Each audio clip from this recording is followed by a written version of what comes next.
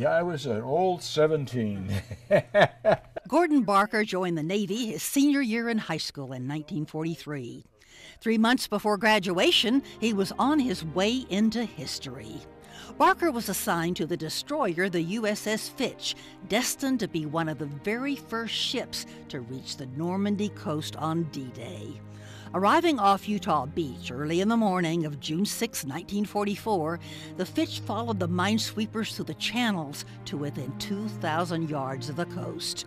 Her mission was to draw out and silence German batteries prior to the landings. We came in very quietly. It was dark, and we were as high, about a half mile out to sea, not any farther out, but shortly before 6, the Germans found that we were there, and they started firing at us. The battle to free Europe had begun. And a shell from the beach went directly between the two shells, and they're large enough that you can see them, and landed on the other side. While the German shell missed the Fitch, her sister ship, the Cory, wasn't so lucky.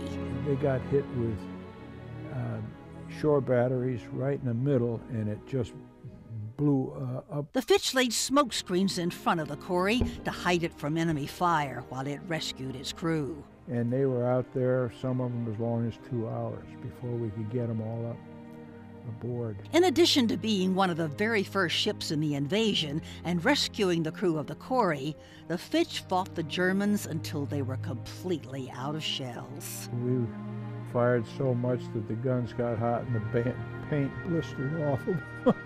But war was not over for the USS Fitch.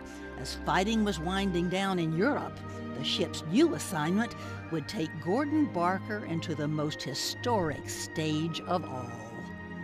In Hideaway for Freedom Fighters, Joan Hallmark, KLTV 7 News.